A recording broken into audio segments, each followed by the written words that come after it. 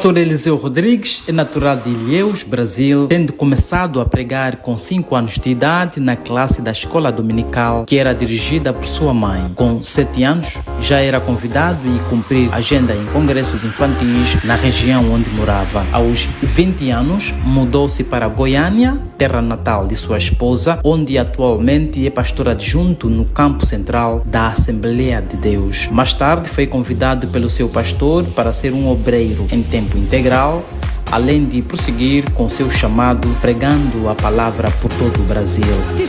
Não há homem, não há igreja acima da palavra. A Bíblia é a autoridade suprema.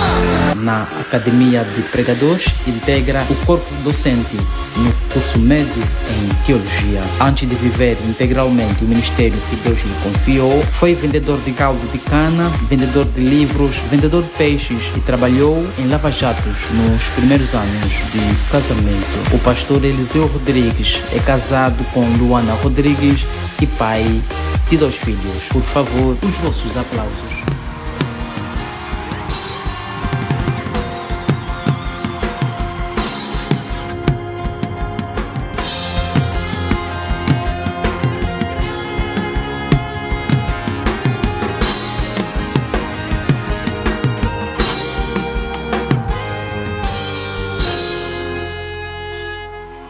Porque dele, por ele, para ele são todas as coisas.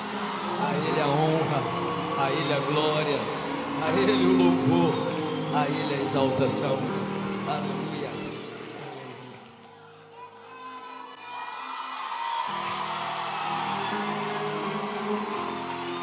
Aleluia.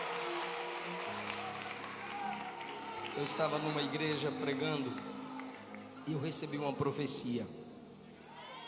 Eu te levarei num lugar onde, através da adoração daquela igreja, derramarei algo novo sobre a sua vida.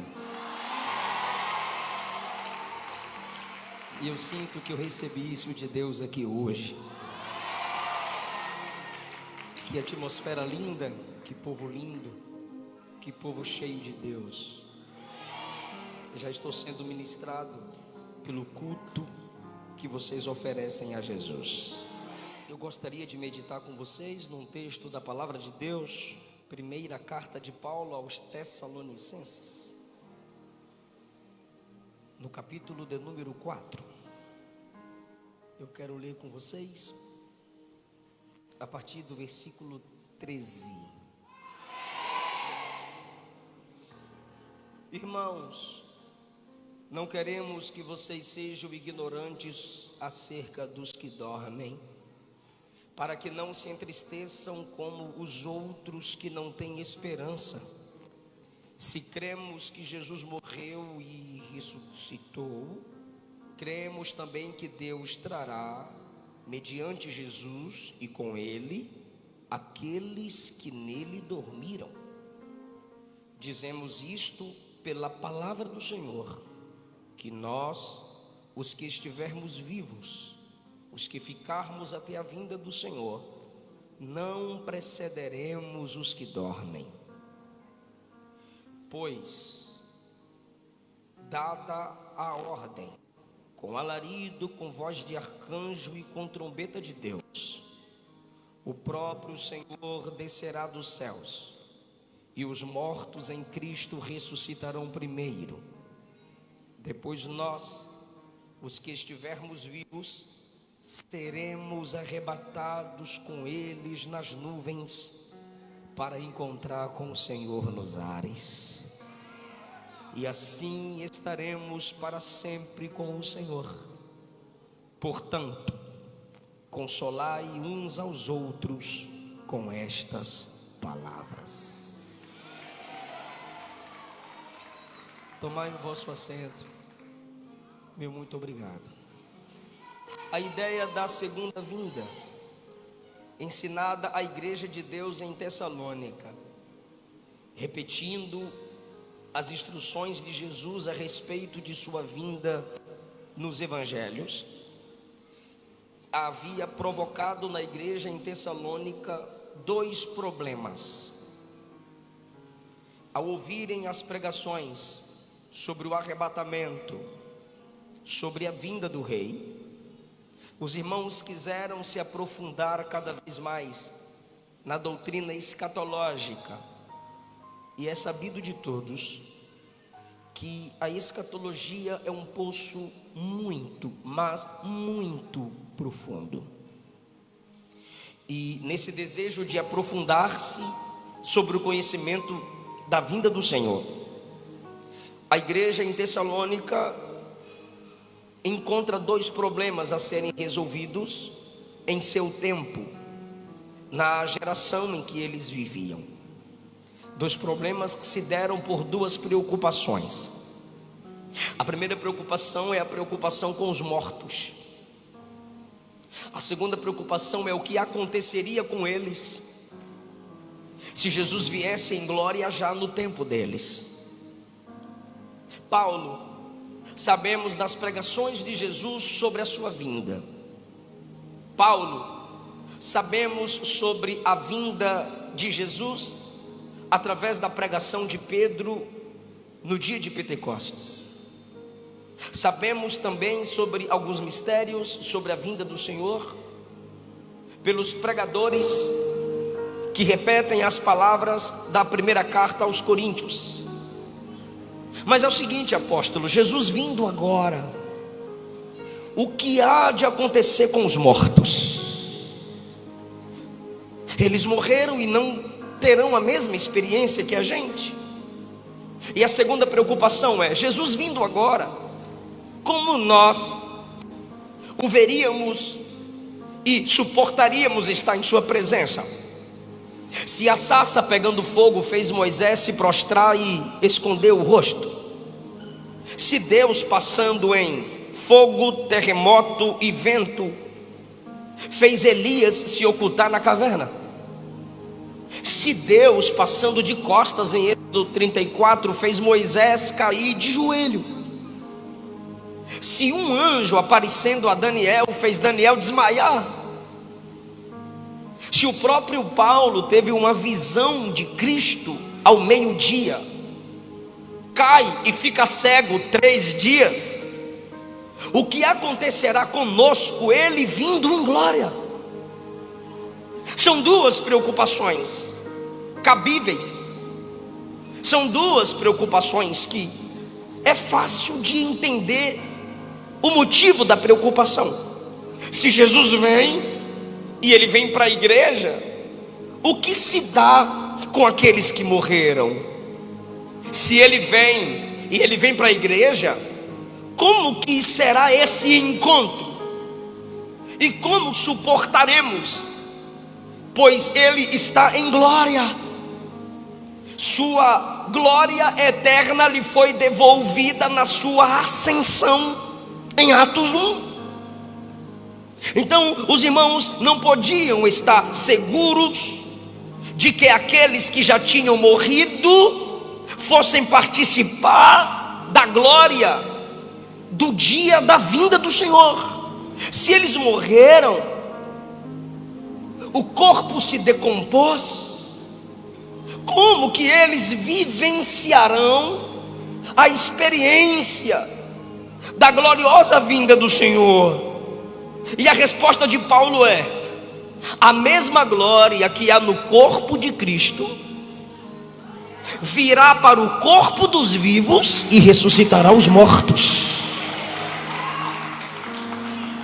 Ele escreveu aos Colossenses que nós aguardamos o Cristo que vem da cidade celestial.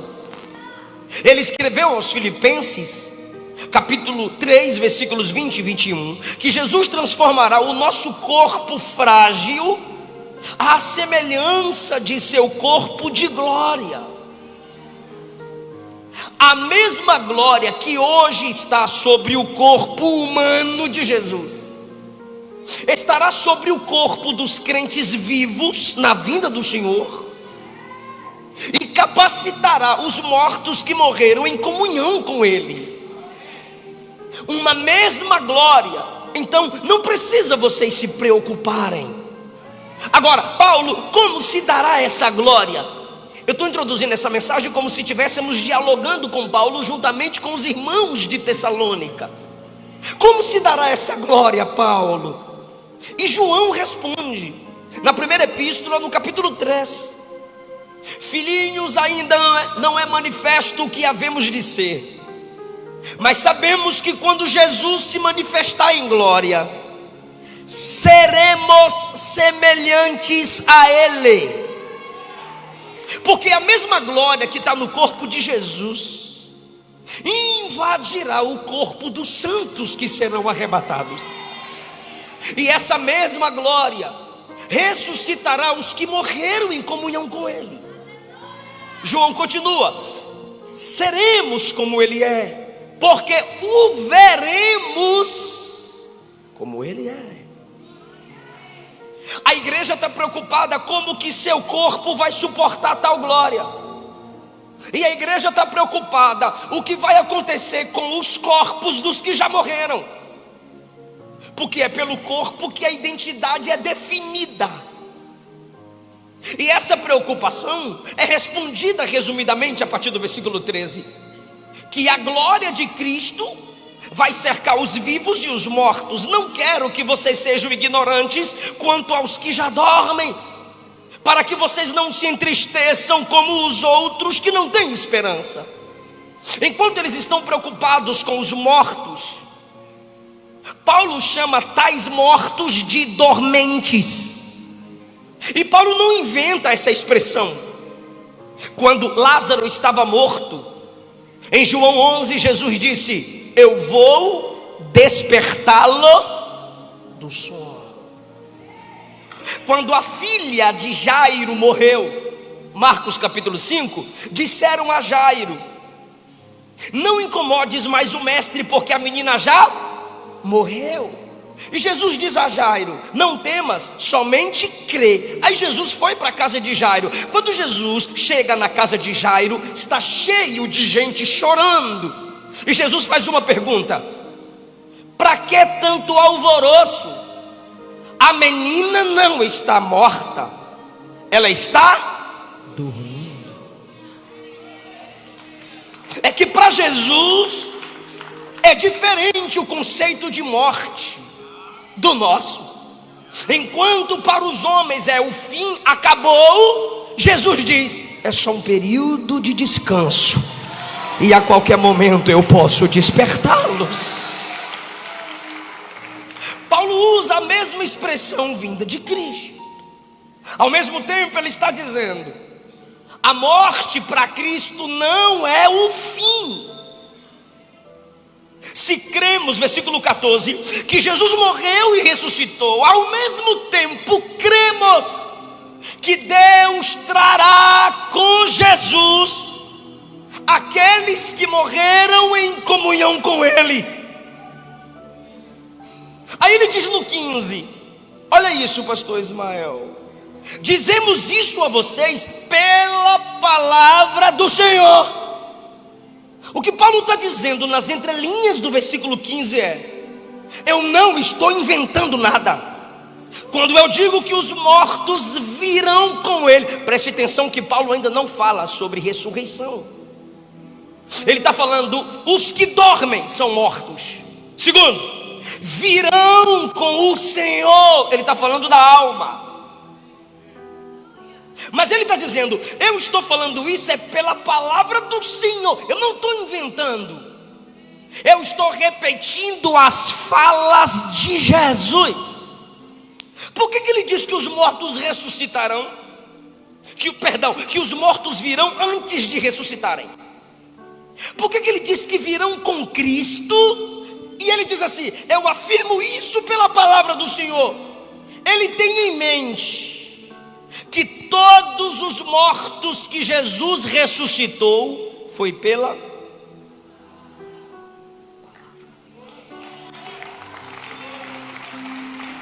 Como é bom pregar numa igreja ensinada. Filha de Jairo, menina, levanta. Filho da viúva de Naim, menino, a ti te digo, levanta. Lázaro, vem para fora.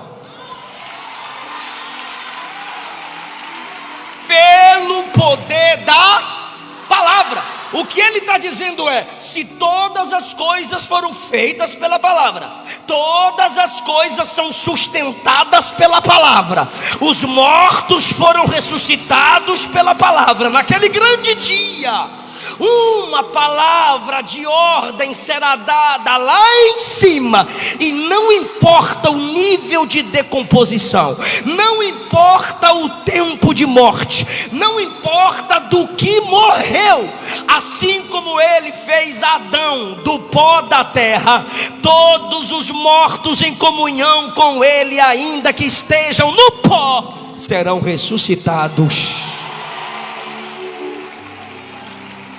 Receberão uma capacitação gloriosa. Estes virão com o Senhor. A igreja está preocupada, porque em seu tempo imperava algumas frases sobre a morte. William Barclay nos fala o que os filósofos diziam sobre a morte. Tocqueville escreveu assim: uma vez que a pessoa morre, não há ressurreição. Teócrito escreveu assim: há esperança para os vivos, mas os que morrem estão sem esperança. Catulo escreveu assim: quando nossa breve luz se extingue, há uma noite perpétua em que deveremos dormir. Em suas tumbas de pedra, eles escreviam assim: eu não era, cheguei a ser, não sou, não me importa. Olha como o mundo olhava e olha para a morte. Eu não era antes do nascimento, cheguei a ser, nasceu.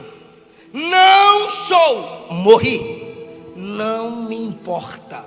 Não há mais esperança. Diante da morte, um pagão não tinha o que fazer. Aí vem Paulo e diz: eu não quero que vocês sejam ignorantes quanto àqueles que morreram em Cristo, para que não se entristeçam como aqueles que não têm esperança.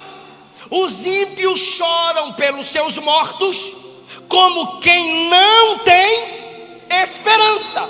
A gente que crê em Cristo pode chorar pelos mortos em Cristo, mas a gente chora com esperança.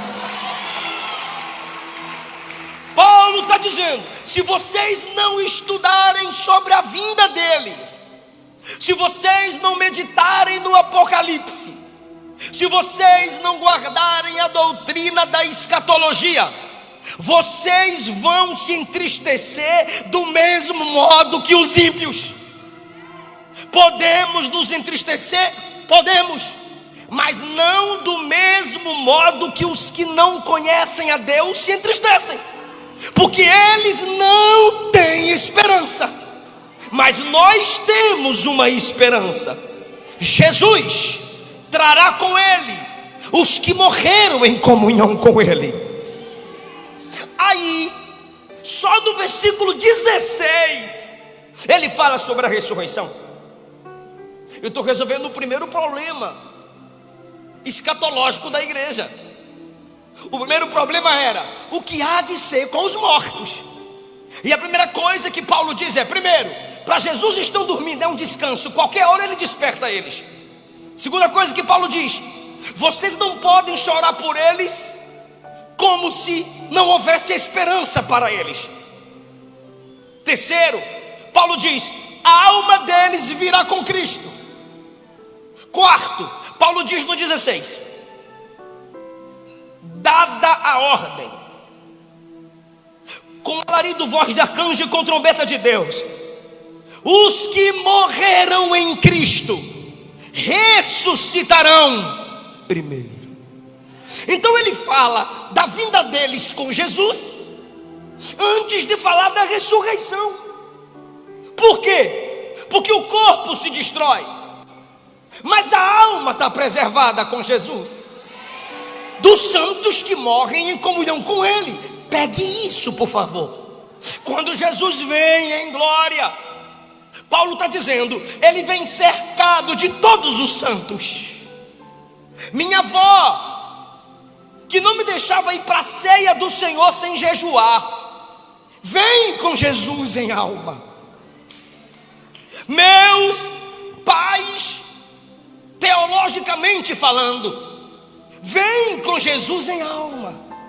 Seus pais, seus irmãos em Cristo, sua avó, seu avô, homem de Deus, aquela irmã de oração, aquele irmão de oração, vem com Jesus. Dada a ordem no céu, nesse mesmo dia, os mortos em qualquer lugar que estiverem, ressuscitam, e a alma se encontra com o corpo. E no encontro da alma com o corpo, existe a ressurreição. E nessa ressurreição maravilhosa, e você pode estar perguntando, mas como isso? Eu volto para a introdução da mensagem. Filha de Jairo, ressuscita. Lázaro, vem para fora. Filho da viúva de Naim, levanta. Pela palavra do Senhor. Quando Ele soprou em Adão, Gênesis 2, o homem se tornou alma vivente. Assim será na ressurreição, porque o mesmo Deus que fez em Gênesis é o Deus que tudo refaz no Apocalipse. O Deus de ontem é o de hoje e o de eternamente. Os que morreram em comunhão com Cristo ressuscitarão, por favor, diga primeiro. É óbvio que para nós, os vivos têm primazia sobre os mortos. Mas no arrebatamento da igreja, na experiência corporal, os mortos terão primazia sobre os vivos. Por que Paulo está falando assim? Porque a preocupação da igreja era: o que acontecerá com eles? Resolvendo esse problema, Paulo agora trata de nós, os vivos. Aí ele diz, versículo de número 15: digo isso a vocês pela palavra do Senhor, que os que estivermos vivos não precederemos os que dormem. Não se preocupem, irmãos em Tessalônica. Quando Jesus vier arrebatar a igreja, a gente não vai e deixa os mortos em Cristo aqui. Ninguém vai primeiro. Aí você me diz, pastor, o senhor acabou de falar que os mortos ressuscitam primeiro. Eu disse, mas eu não disse que sobe.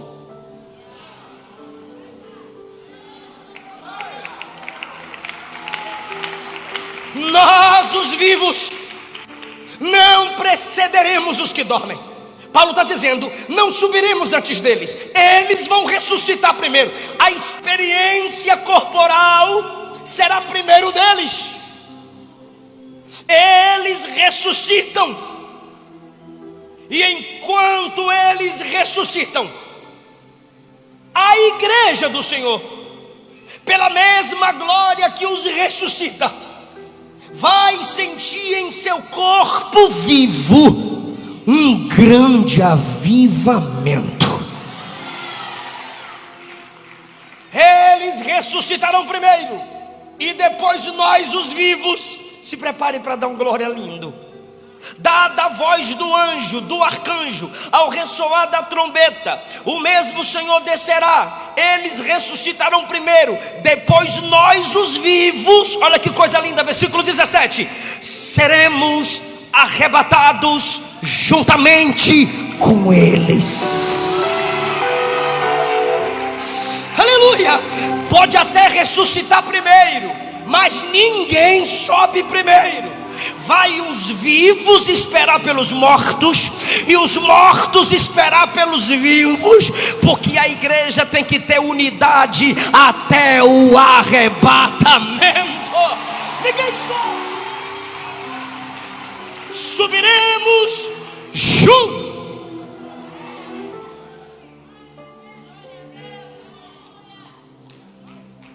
Pergunta para mim, como? Ele fala. Versículo 16. Dada a ordem com alarido. O que é o alarido? Som que ninguém discerne. Se escuta o impacto. Imagine a Nova Jerusalém invadindo a nossa atmosfera. Você já percebeu que em Atos capítulo 2 houve um som como de um vento incontrolável? Não entrou vento no cenáculo balançando os vestidos dos crentes. Entrou no cenáculo um som. Quem estava do lado de fora sente o impacto. A Bíblia diz que a voz dos crentes adorando, debaixo daquele som como de um vento, correu, se espalhou, ao ponto dos que estarem do lado de fora se espantarem. Alarido, barulho que ninguém discerne. Lembra que quando Jesus entregou o Espírito, houve terremotos, túmulos se abriram e alguns santos ressuscitaram. Haverá um mover. Eu estou falando, querido, do dia do arrebatamento. Haverá um mover.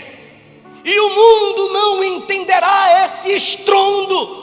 É o céu invadindo a terra.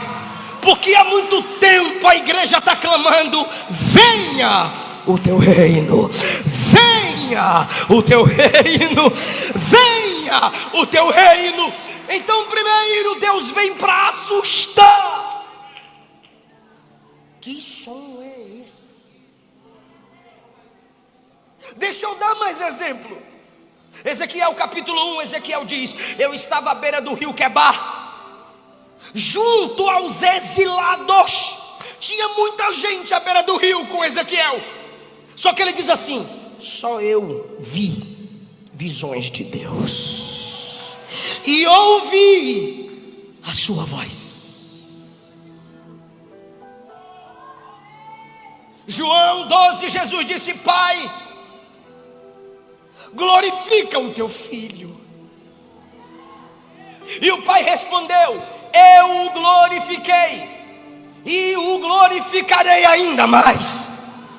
A Bíblia diz assim: os que estavam ali ouviram o som, mas não entenderam nada, e disseram: é um trovão. Daniel capítulo 10, ele disse: um ser glorioso me apareceu e falou comigo. Os que estavam comigo sentiram um grande temor e fugiram. Assim acontecerá no dia do arrebatamento da igreja. Haverá um impacto sobrenatural, celestial sobre a terra. Alarido. Segundo lugar, são 3 sons. Primeiro som, o alarido, para impactar o mundo, para assustar o mundo, para despertar o mundo para algo sobrenatural. Segundo lugar, voz de arcanjo.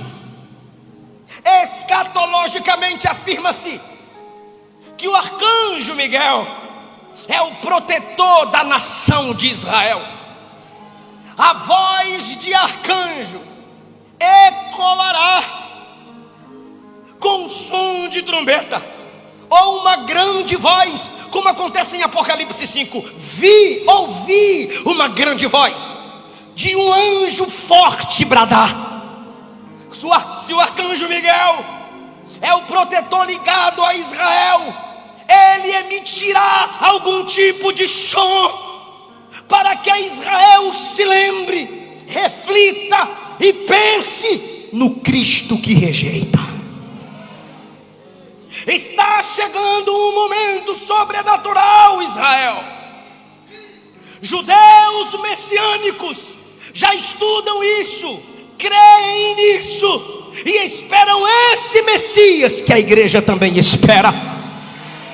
Mas estes com quem primeiro Deus começou o projeto da salvação, o Senhor também, com a voz de arcanjo, os abalará. Está preparada para o que eu vou lhe dizer? Não é o primeiro som que me importa, não é o segundo som que me importa. Paulo diz: ele não vem só com alarido, ele não vem só com voz de arcanjo, ele vem com trombeta de Deus. Por que a voz e o som de trombeta que nos importa? Eu pergunto e você responde. É assim que se estuda a Bíblia, é assim que se estuda escatologia. A trombeta é de quem? De Deus. Que coisa linda, dá para ficar melhor. A trombeta é de quem? O Espírito que nos enche veio de quem? O Espírito humano que habita em nós veio de quem? A trombeta toca lá e o Espírito diz aqui: eu conheço esse som. Eu sei de onde está vindo esse som. Marido, tu está ouvindo? Se ele for homem de Deus, ele vai dizer: eu estou ouvindo, meu amor. Filhos, vocês estão escutando? Mamãe, eu estou escutando, irmão. Quem é batizado vai falar em línguas. Quem não é, eu acredito, vai ser. Quem está frio vai se renovar. Que som é esse? O desviado vai dizer: eu estou ouvindo buzina. O crente vai dizer: eu estou ouvindo trombeta. O outro vai dizer: eu estou ouvindo a cantora. Eu estou ouvindo trombeta. Esse é o som do céu. Ai, irmão, esse som é só para a igreja. A palavra que nos alcança é de Deus. O Espírito que nos enche é de Deus. A trombeta de Deus é só para quem é.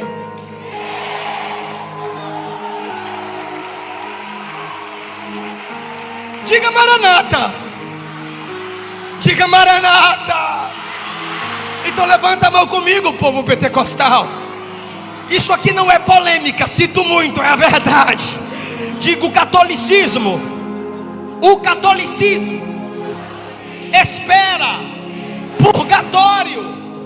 Espiritismo espera reencarnação. Mas a igreja espera o arrebatamento, o toque da trombeta. Aleluia, aleluia.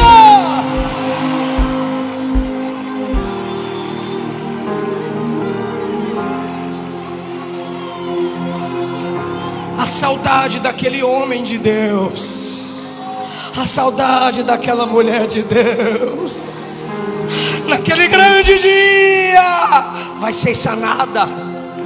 A morte é uma grande separadora.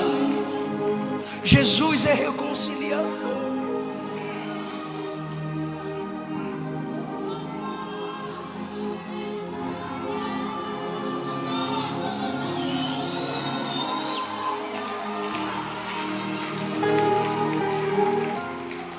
No Monte da Transfiguração, Pedro e os discípulos disseram: Senhor, olha Moisés e Elias.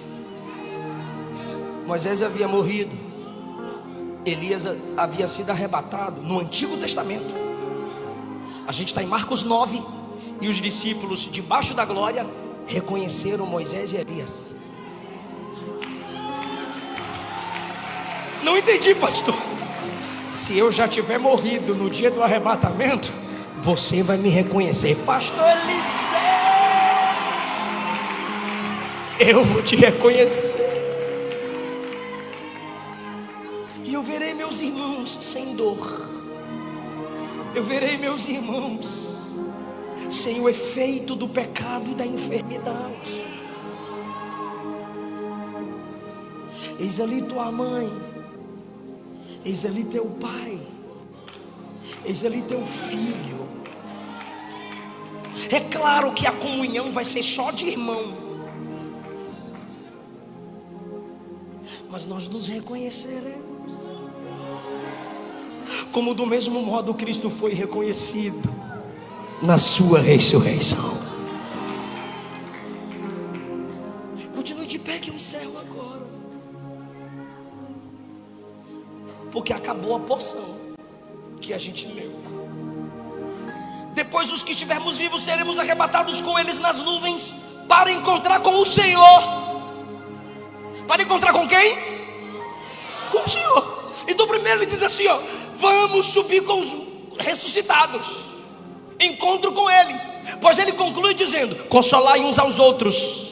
Com essas palavras ele estava mandando a igreja consolar um ao outro. Ó, irmã Maria, o irmão Zé está bem, está com Jesus, e a gente vai ver o irmão Zé na vinda do Senhor. Consolai uns aos outros com essas palavras. Só que o maior consolo está aqui: encontraremos com o Senhor. Seja sincero, seja sincero. Vê Davi no céu.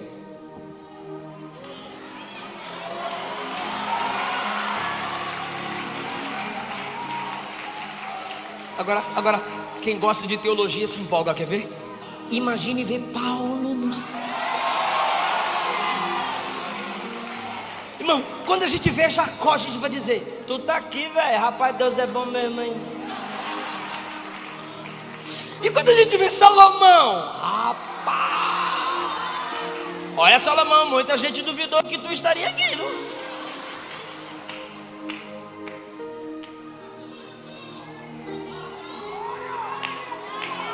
Os músicos vão chamar Asaf, Gedutum, os filhos de Coré. Bora tocar uma música aqui. Santo, Santo é o Senhor.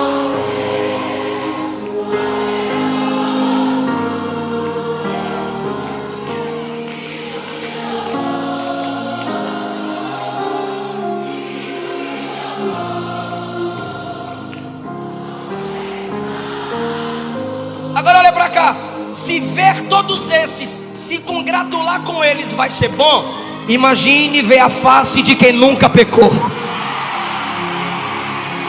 Imagine ver a face do próprio Deus encarnado e dizendo: vinde benditos de meu Pai, e entrai para assumir por herança o reino que eu preparei para vós.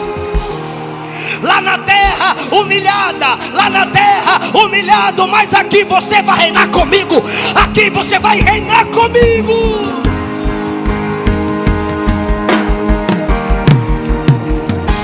Ele é santo. Davi tá lá, é bom. Paulo tá lá, é bom. Abraão, Isaac e Jacó vai ser bom. Maravilhoso, vai ver. Vai ver. Aquele que nunca pecou, aquele que nunca mentiu, aquele que me perdoou, que me lavou, que me purificou. Meu Deus, eu vou tocar no rosto que João tocou, eu vou deitar no peito que João deitou, eu vou sentir a mão que os doentes sentiram.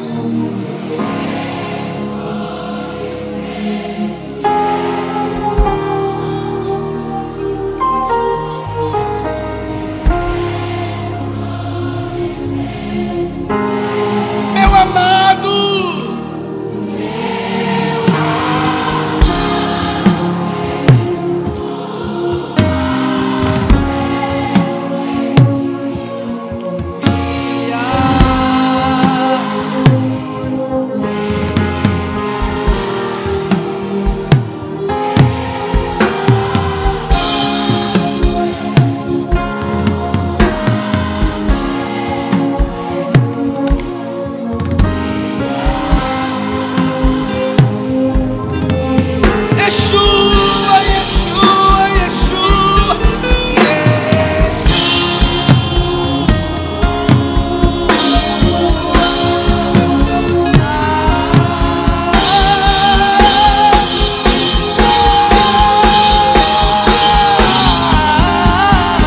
cante Yeshua.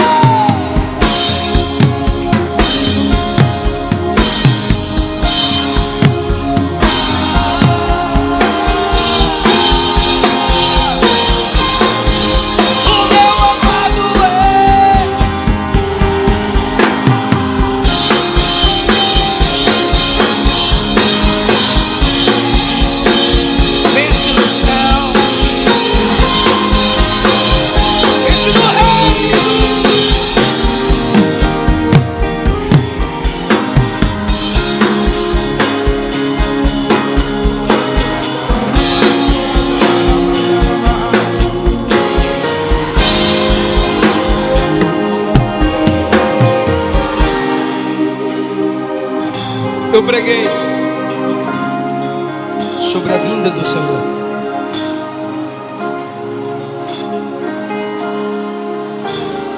Eu quero saber onde está você, que vai vir para Jesus antes que Ele venha para a igreja. Onde está você que vai voltar para Jesus antes que Ele volte para arrebatar a igreja? Eu não sei o que te entristeceu, mas eu sei quem vai te alegrar. Eu não sei o que te derrubou, mas eu sei quem vai te levantar. Eu não sei quem te afastou ou o que te afastou do Evangelho, mas eu sei quem está te trazendo, é o Espírito Santo. Então agora, eu quero chamar aqui à frente só você que quer voltar para papai. Você que nunca confessou Cristo como seu único Senhor e Salvador, mas hoje, agora você quer. Sai do seu lugar e vem.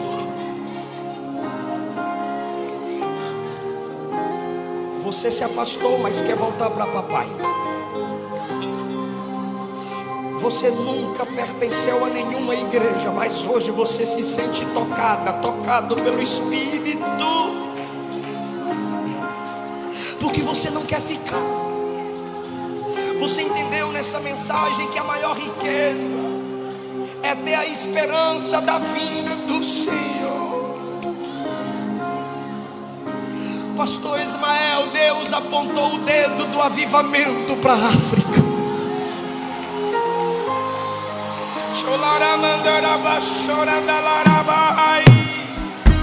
Essa igreja faz parte da ponta da lança do envio de missionários avivados para alcançar o mundo pelo poder do Evangelho.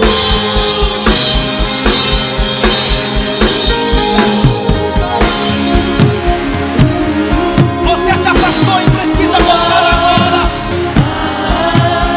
Papai perdoa, papai perdoa, papai perdoa, papai te lava, papai te remete, papai te restaura, papai escreve seu nome no livro da vida.